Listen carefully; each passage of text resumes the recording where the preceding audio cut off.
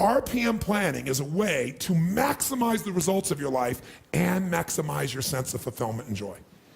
It's both. In order to do that, we got to change what we focus on from the question of what do I have to do to what's my outcome? What do I want? What's most important to me? What's the result I'm committed to getting? That one change will change completely how you respond in your life, because it'll change you from focusing where everyone's demanding your attention or what you're afraid of or what might give you pleasure in the moment to what's most important to you. And those, by the way, are the three things that get our focus. If we don't discipline ourselves, what gets our focus? Something we're afraid of, something that give us pain. What's the second thing that gets our focus? If we don't pay attention. Something will give us pleasure. It's like, you know what, I'm so stressed out. Oh, that chocolate's looking good. Oh, that, I'm gonna go over to have my little coffee, my smoke a mocha doka, cream, this thing and that thing, and I'm gonna escape for a few moments. Because the focus is how to feel good. How to not feel bad, how to feel good. What's the third thing that gets your focus? Other people's demands. It's not necessarily there are more demands, it's just that we're accessible to more demands. And if you don't know what you want, and you don't know why it's a must for you to achieve it, and you don't have a plan, I can promise you something. You're gonna fit in everybody else's plan. And you're gonna wonder why you're stressed. And you're gonna wonder why I'm not fulfilled. What is time? How do you know when it's a long time, or how do you know when it's a short time? It's not because it's 10 minutes or 10 hours. How many have been in 10 hours and time flew because you loved what you're doing, didn't have any sense of time whatsoever? How many have had that experience? Say aye.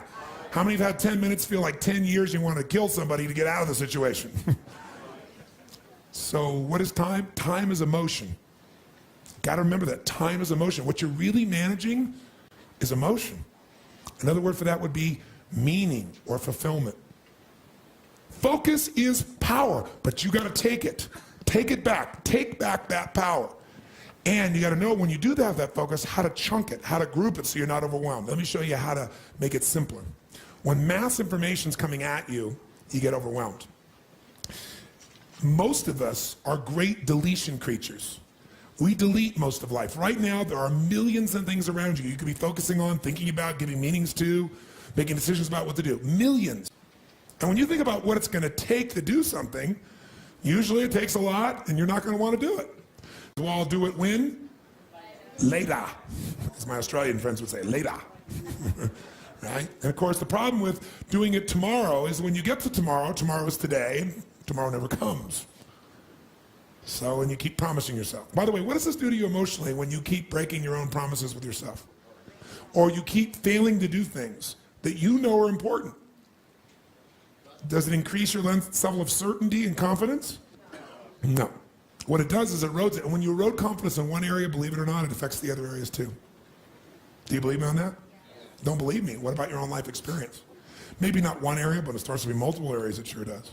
Another reason why somebody doesn't exercise or do anything is because they don't just chunk it too big, they chunk it in too many details. So remember this. Remember this. Change is never a matter of ability. It's always a matter of motivation.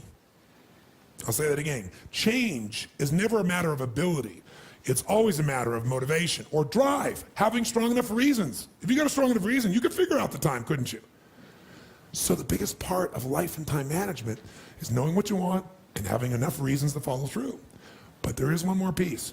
If you make enough reasons to follow through and you know what you want, but you make the task overwhelming, you'll be overwhelmed. What you focus on, you feel. What you feel, you are moved to somehow actuate. But if you only focus on what you don't want, or what's stressful in your life, what you can't control, or what you screwed up on, or what you messed up on in the past, you're not going to get where you want to be. Chunking is power. You don't want to over chunk where you're trying to bite the whole darn thing together. You also don't want to under chunk where you make a million pieces of something. What is chunking? It's taking all that's coming at you and putting it into idealized size groups that your mind can handle. See, science has proven the human brain, consciously, we can only handle what they call 7 ± 2 chunks of information. It's a term that they describe in science, that human beings can only handle 7 ± 2 chunks of information at one time.